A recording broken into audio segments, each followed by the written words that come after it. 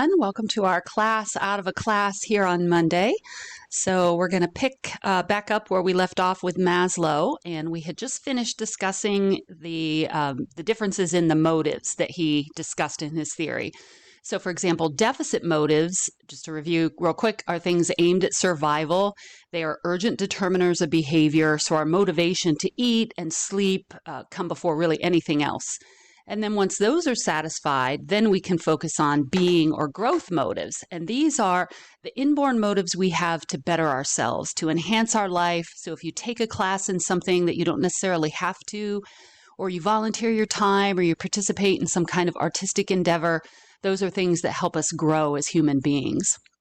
And I had asked you at the last class just to take a minute, you don't have to write a response to this. Let me see if I can, there we go, to think about a few actions or motivations or things that you've done recently that reflect the deficiency motivation in your life. And this should be pretty easy: when you eat, when you sleep, when you exercise, those kinds of things. But then I want you to also think about a few recent motivations or behaviors that are mostly growth oriented for you. So we just registered, maybe you signed up for a class you didn't have to take that was really interesting to you. Maybe you made a phone call to a friend that you haven't talked about in a while or texted them, all those kinds of things. So stop for a minute and just think about a few of those, and then think about, on the balance of every day, which one do you tend to do more?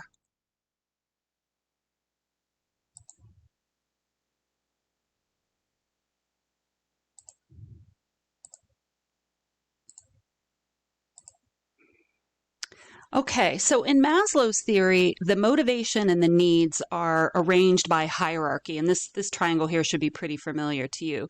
So the most basic, or the deficiency motives, are at the bottom. So generally, safety needs, physiological needs, and actually social needs are included in that, and the being needs, the growth needs, are at the top. And the needs emerge gradually. So people don't move in lockstep fashion, like you satisfy all your physio needs, and then you satisfy all your safety needs, and then you satisfy all your social needs. And as I'm sure you're aware, it doesn't work that way.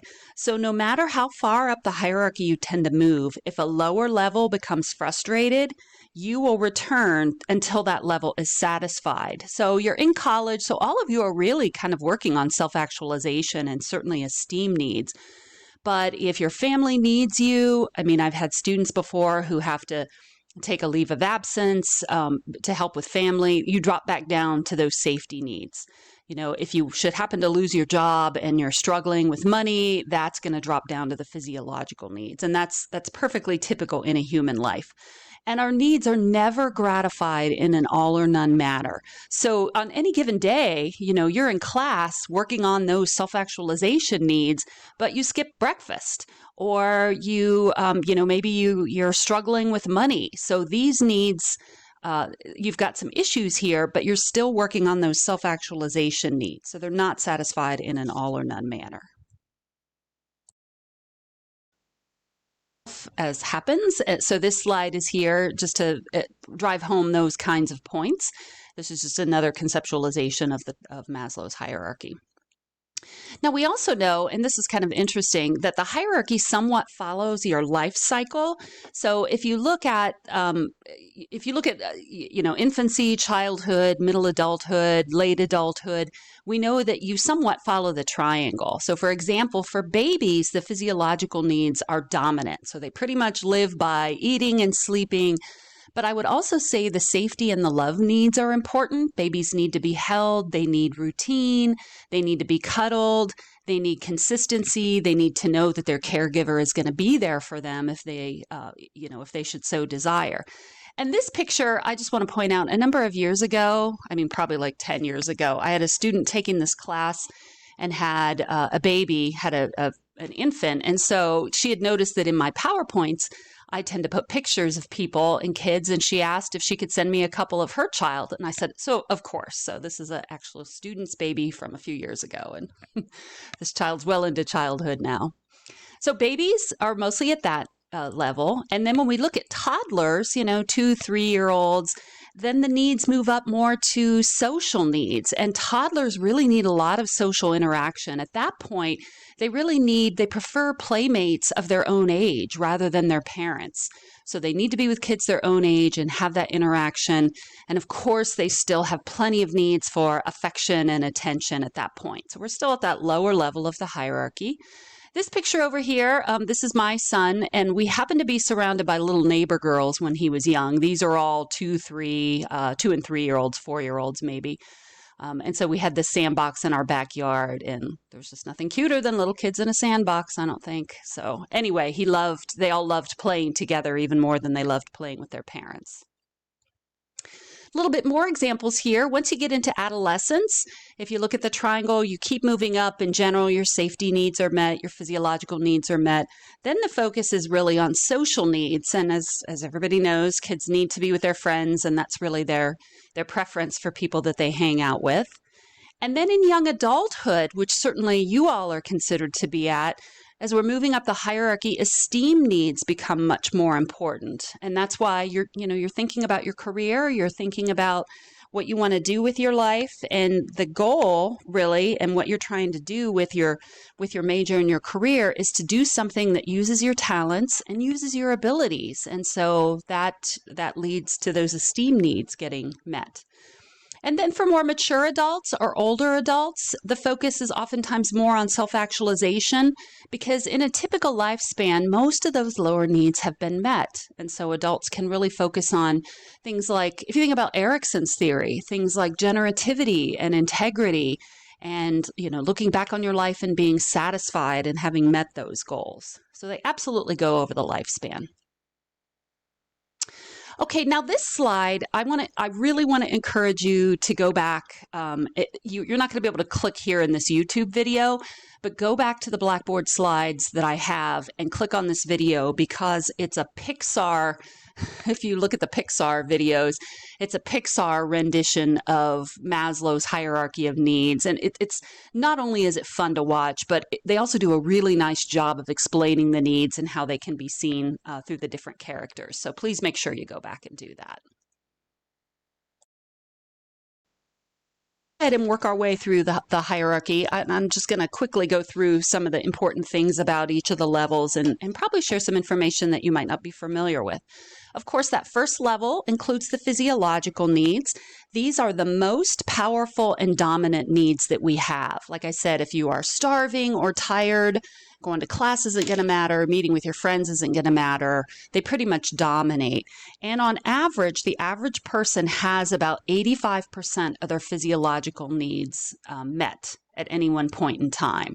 So what that tells you is that, as you're going about your day, for the most part, your physiological needs are met, or else you wouldn't be able to function with the rest of your day. You can't write music or poetry or pay attention in class if you're really hungry or starving. And yes, these would include bathroom needs as well. So enough said about that. Let's go ahead and move on to the safety and security needs. And I want to actually spend a couple of minutes talking about this level. On average, people have about 70% of their safety and security needs met at any given point in time. And this doesn't only include safety and security. Is your house secure? Are you safe from harm? It also includes the need for structure and order and predictability in our lives. So freedom from illness and fear, we all need structure and order and planfulness. And even if you're the type of personality that is go with the flow and you're spontaneous and you hate being constricted to a plan, everybody needs some kind of predictability in their life. And this starts very early on. It's the reason why daycares and preschools have schedules. It's the reason why kids need and like bedtime routines and structure and routine in their life. And so our need for safety and security also reflects concern about our long-term survival. So these needs go beyond childhood. It's the reason why when you all graduate, when you look for a job, you're going to look for a job that has good benefits, that gives you life insurance and medical insurance. It's the reason why we set up savings accounts, because we want to pad ourselves with security. So insurance, bank accounts, during COVID is that for the vast majority of us, these safety and security needs became absolutely dominant. They pretty much dictated everything that we did on a daily basis. Nothing really else mattered. So occasionally, of course, things will happen that put the safety and security needs really at the forefront. So next, I want you to take just a minute, and it's just kind of another reflective question. I want you to think about a couple decisions or choices that you've made in the last few years that represent your need for safety and security.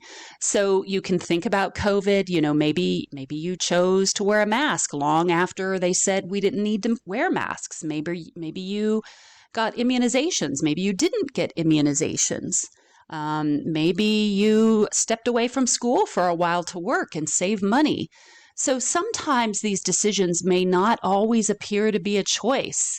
If money was a struggle, especially during COVID, that may not have been a choice to leave school for a while. So take a couple of minutes and just think about the decisions or choices. And they can be big decisions like stepping away from school, or they can be smaller decisions like, choosing to wear a mask when you go into a store.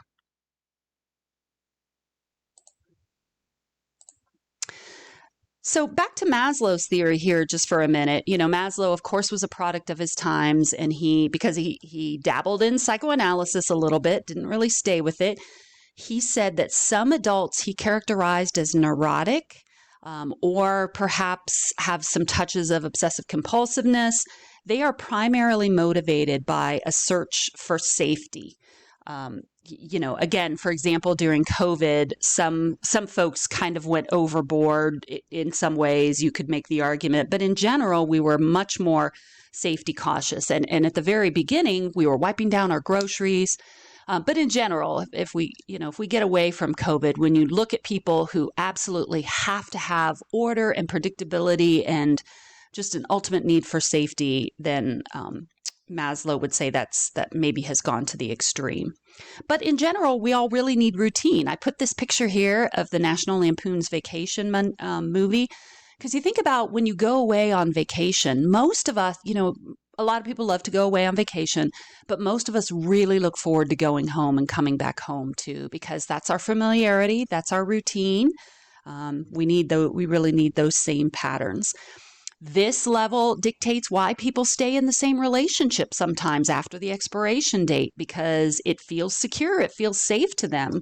And outside of that relationship is just really a big unknown. So those are kinds of ways to think about how much safety and security really dictates what we do on a daily basis. And we're going to talk a little bit more about that here in a few minutes, actually. Okay, so let's move to the third stage, the belongingness and love stage. On average, people have about 50% of those needs met at any given point in time. And obviously, we desire affection and intimate relationships with other people, our family, our significant others. And Maslow said, and this should be familiar to you, we have two kinds of adult love relationships that we experience. And for the most part, he's talking about romantic relationships here, but I really think you could extend this to family relationships too. One kind of adult love we experience is called D-love or deficiency love.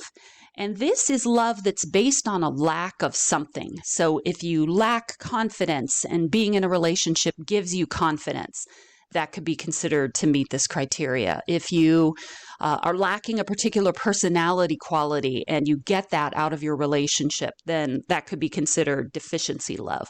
Now, that's not always in and of itself a bad thing. Sometimes we're attracted to people that are opposite of us because we admire those qualities in another person. But what he's looking for here is just relationships on the whole. If you're with someone because you lack something, then that can be problematic.